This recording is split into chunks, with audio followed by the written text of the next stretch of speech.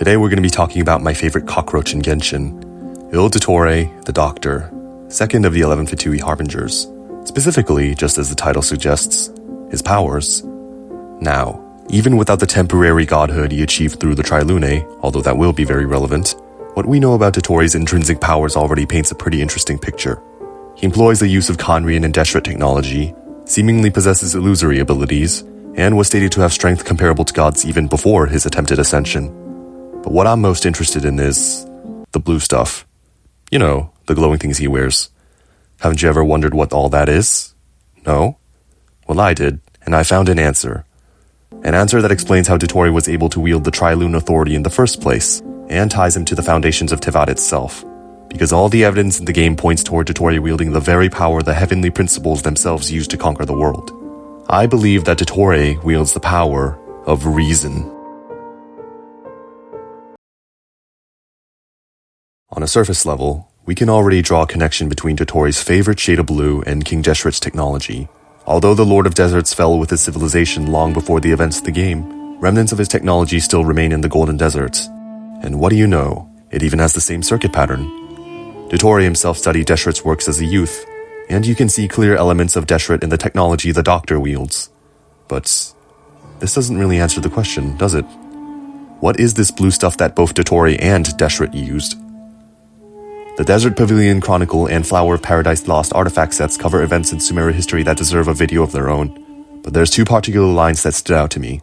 From the Chronicle, King Deshret searched in vain for the ancient paradise where the divine needle fell, and there created an eternal oasis.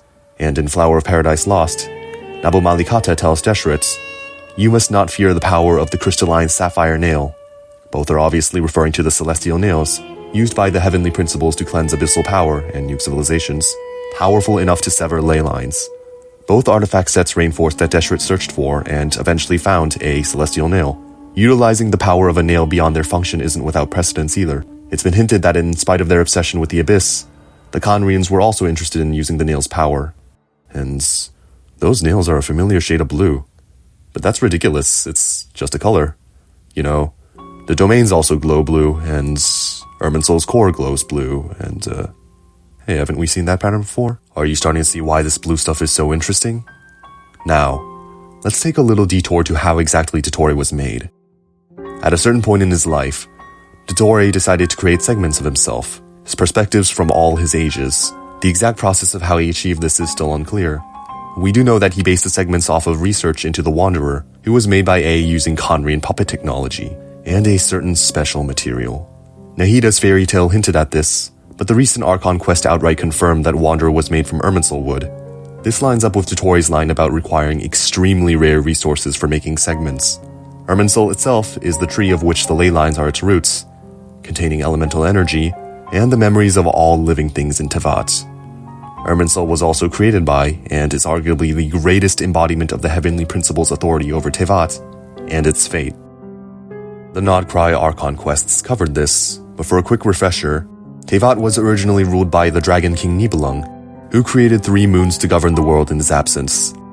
These moons held dominion over life, death, time, and space, which was why Dottore was able to seize Teyvat's primordial power through the Trilune authority. But forget about Dottore for a second, and consider how the heavenly principles themselves were able to force the moons to submit to their authority. More specifically, what is their authority? Fun little fact. The game's artifact types correspond to the heavenly principles' shades, who gained their authorities after the Moon Sisters perished. The Flower of Life represents the power of life, and thus Nibirius. The Plume of Death, the power of death, Renova. The Sands of Eon, the power of time, Istaroth. The Goblet of Yonothim, which the localizers absolutely butchered and is closer to void, or space, the power of space, Asmodee. But the last one is the most interesting. The circlet of Logos, representing the heavenly principles. Logos is the Greek word from which the term logic is derived from, and alludes to what philosophers viewed as the fundamental force of the cosmos, defining everything in existence, and giving it reason. The heavenly principles wields the power of reason. Back to the blue stuff. For a more grounded answer, it's likely ley line energy in its purest form. It's what the heart of Irminsul seems to consist of, embodied by a circuit pattern, and it's also present in the trees which we revitalize in domains. Celestial nails emanate a similar, if not the same energy, allowing them to sever ley lines. And as we've previously discussed, the ley lines serve as a network for the memories of Teyvat, which would be pretty convenient for making your past selves into independent individuals. But this is all very superficial. Consider the implications. We have an energy network running through the world, created by the heavenly principles to shield Teyvat from the abyss, and contain its memories. Memories which are stored in the Irminsul, which also enforces the fate of individuals, and can be edited to make changes to history. In a more allegorical sense, it can be described as representing Teyvat's reason. And it's not entirely allegorical either. There existed an organization in Fontaine called the Encroach Ordo, founded by a man named René de Petrichor for the purpose of saving the nation from a prophesied doomsday. René knew that he would be going against fate itself, which is why his solution was to become a descender, an individual with a will that rivals the world, capable of transcending Teyvat's laws. For this plan, René separated his mind from his body with the product of the Ordo's research, a sword imbued with the power of reason, which could cut wills. The Ordo is described to have achieved this by reproducing experiential substances, beyond elemental power and ordinary logic, merging memory, wish, soul, and persona to form reason. All of Dottore's segments have been shown to be wearing glowing blue earrings containing leyline energy. And of course they would. They're essentially memory separated from an individual walking in mechanical shells. Those earrings may very well be their consciousness, and following our allegory, they are literally made of reason. In addition to his ties to the ley lines, ironically, Dottore actually shares quite a few parallels with the heavenly principles. It's relatively common knowledge that Dottore has a lion's share of crow motifs, it being his literal constellation. But did you know that the heavenly principles also has bird motifs? Neuvillette describes the world as being under the reign of a cluster of filthy feathers, and the heavenly principles have been depicted as a crown with wings. In the Archon quest, Dottore outright states how Teyvat's primordial power never belonged to the heavenly throne, before seizing the Trilune authority for himself, and dare I say going on a bit of a trip with Teyvat's higher powers. And someone on Reddit pointed this out, but if you invert the circlet of Logos, it has a notable resemblance to Dottore's mask. If that's not enough meta-analysis for you, then consider the Sinner's Weapon Theory.